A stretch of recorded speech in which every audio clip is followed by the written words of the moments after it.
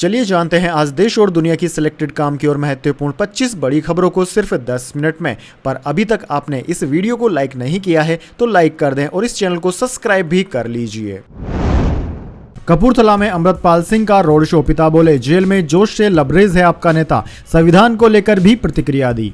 जी हां दोस्तों, पंजाब के खंडूर साहिब लोकसभा सीट पर आजाद प्रत्याशी अमृतपाल सिंह की जीत को लेकर सोमवार को उनके पिता के नेतृत्व में रैली निकाली गई। इस दौरान अमृतपाल सिंह के पिता तरसेम सिंह ने कहा कि अमृतपाल की देश के संविधान के प्रति टिप्पणी पर वह खुद जवाब देंगे। पिता ने कहा कि वह देश के संविधान के अनुसार ही चुनाव लड़ रहे हैं और विरोधियों के झूठे आरोपों पर संगत मतदान से जवाब देंगे। वहीं दोस्तों, आपकी जानकारी के लिए बता दें, श्री खंडूर साहिब लोकसभा सीट से आजाद उम्मीदवार अमृतपाल सिंह के समर्थन में सोमवार को कपूरथला और सुल्तानपुर लोधी में रोड शो निकाला गया। चलिए दोस्तों, जान लेते हैं इसके बाद अगली बड़ी खबर। प्रधानमंत्री बोले 10 जून को भाजपा का मुख्यमंत्री शपथ लेगा। ओडिशा सीएम हाउस पर भ्रष्टाचारियों का कब्जा, बीजेडी के छोटे छोटे नेता भी करोड़पति।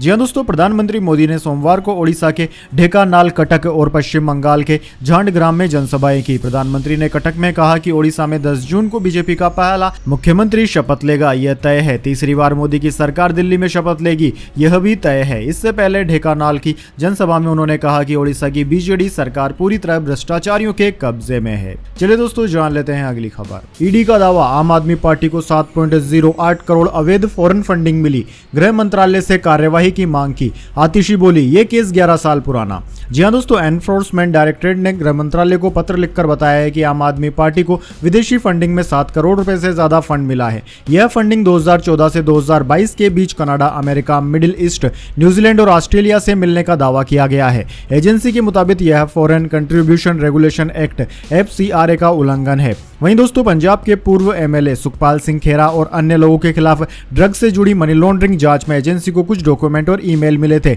जिसके बाद एजेंसी ने गृह मंत्रालय को पत्र लिखा है। एजेंसी ने यह जांच 2021 में शुरू की थी और खेरा को उसी साल ईडी ने गिरफ्तार भी कर लिया था। अब खेरा कांग्रेस पार्टी में है। चलिए दोस्तों, जान लेते हैं इसके बाद अगली बड़ी खबर।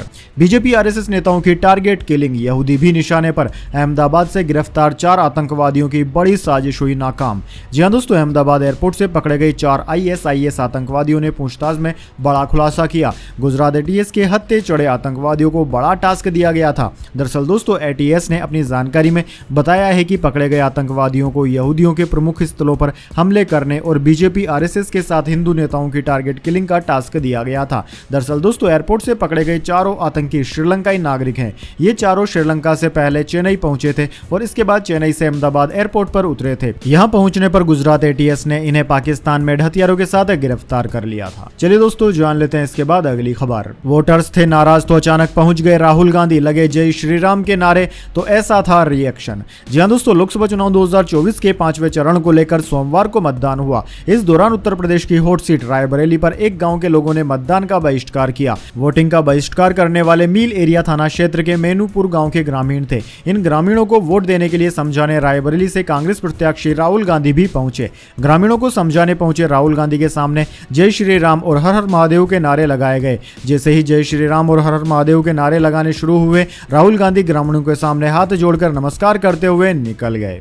चलिए दोस्तों, जान लेते हैं इसके बाद अगली बड़ी खबर। ईरान के राष्ट्रपति रईसी का हेलीकॉप्टर क्रैश में निधन। अमेरिका इजराइल से तनाव के बीच वाइस प्रेसिडेंट मुखबिर अंतरिम राष्ट्रपति बने, भारत में एक दिन का शोक। जी हां दोस्तों, ईरान के राष्ट्रपति इब्राहिम रईसी और विदेश मंत्री हुसैन का हेलीकॉप्टर क्रैश में निधन हो गया। ईरान की सरकारी न्यूज एजेंसी IRNA ने सोमवार सुबह यह जानकारी दी। अजरबैजान से लौटते समय उनका हेलीकॉप्टर रविवार शाम करीब 7 बजे लापता हो गया था। हादसे में हेलीकॉप्टर सवार सभी 9 लोग मारे गए। दोस्तों, जैसा कि आपको पता है, मध्य पूर्व एशिया के शिया बहुल देश ईरान ने अपने 2 नेताओं को ऐसे समय पर खोया है जब इजराइल के साथ उसके रिश्ते टकराव की सीमा तक बिगड़ गए हैं। वहीं अमेरिका ईरान के संबंधों में भी तनाव है। ऐसे में उपराष्ट्रपति मोहम्मद मुकबेर को अंतरिम राष्ट्रपति बनाया गया है। ईरान के सर्वोच्च धार्मिक नेता अयातुल्लाह खोमेनी ने सोमवार को यह ऐलान किया।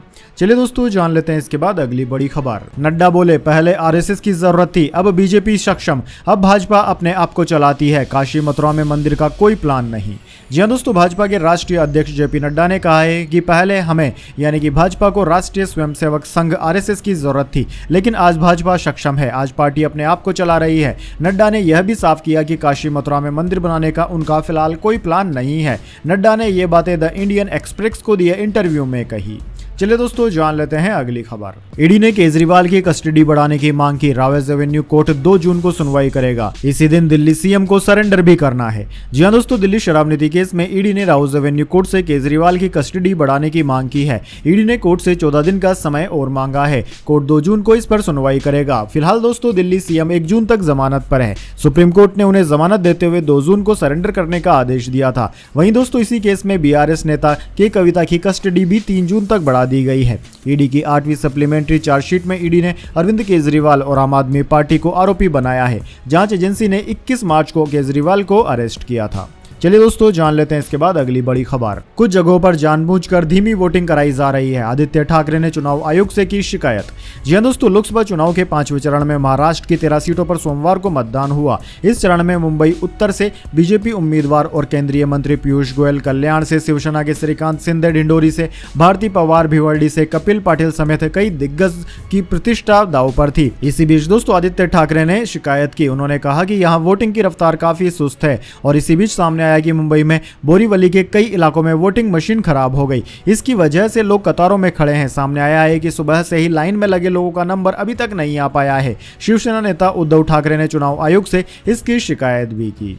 चलिए दोस्तों जान लेते हैं इसके बाद अगली बड़ी खबर। नेपाली प्रधानमंत्री प्रचंड ने संसद में जीता विश्वास मत। 18 महीने में चौथी बार साबित किया बहुमत। जी हां दोस्तों, नेपाल के प्रधानमंत्री पुष्प कमल दहल प्रचंड ने सोमवार को संसद में विश्वास मत हासिल कर लिया। इसके साथ ही अब वह लगातार सत्ता संघर्ष के बीच राजनीतिक स्थिरता बनाते हुए देश की गठबंधन सरकार का नेतृत्व करते रहेंगे। प्रतिनिधि सभा में तीसरी सबसे बड़ी पार्टी नेपाल की कम्युनिस्ट पार्टी के 69 वर्षीय प्रचंड को 157 वोट मिले। विश्वास मत जीतने के लिए सरकार को कम से कम 138 वोटों की जरूरत थी। 275 सदस्यीय सभा में कुल मिलाकर 158 सांसदों ने मतदान में हिस्सा लिया। मुख्य विपक्षी नेपाली कांग्रेस ने मतदान प्रक्रिया का बहिष्कार किया और सहकारी निधि के दुरुपयोग के आरोपी डिप्टी पीएम और गृह मंत्री रवि लामिछेने के खिलाफ नारे भी लगाए।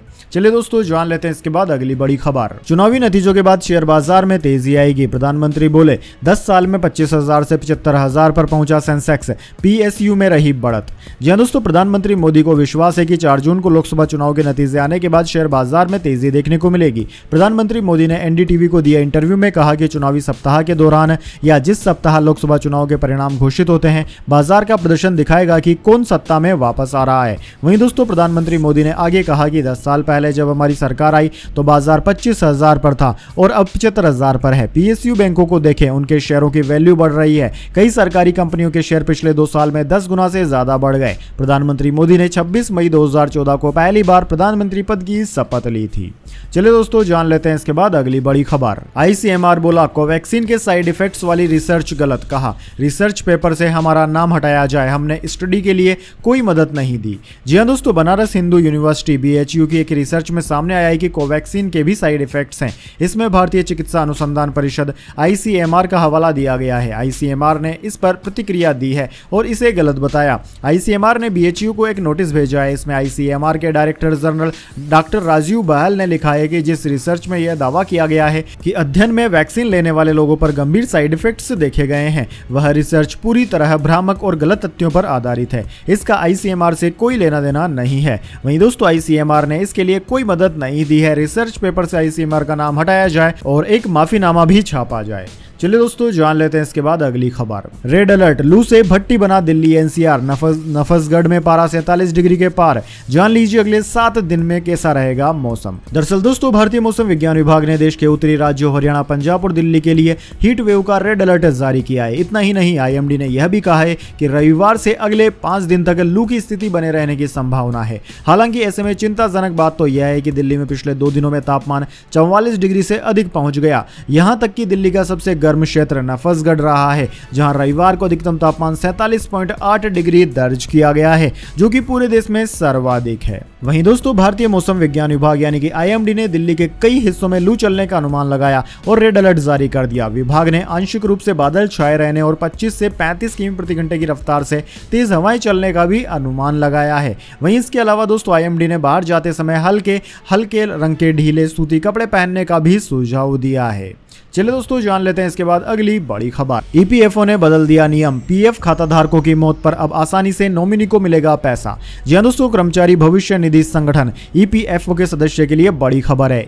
पीएफ अकाउंट होल्डर्स के लिए डेथ क्लेम के नियम में बदलाव किया गया है, जिसकी जानकारी ईपीएफओ ने एक सर्कुलर जारी कर शेयर की। दरअसल दोस्तों, नए नियम के तहत अगर किसी ईपीएफओ सदस्य की मौत हो जाती है और उसका आधार पीएफ अकाउंट से लिंक नहीं है या फिर आधार कार्ड में दी गई जानकारी पीएफ अकाउंट के साथ दी गई डिटेल से मैच नहीं करती है, फिर भी उस अकाउंट होल्डर्स के पैसों का भुगतान नॉमिनी को कर दिया जाएगा। इस बदलाव के लिए संगठन ने डेथ क्लेम सेटलमेंट को आसान बना दिया है।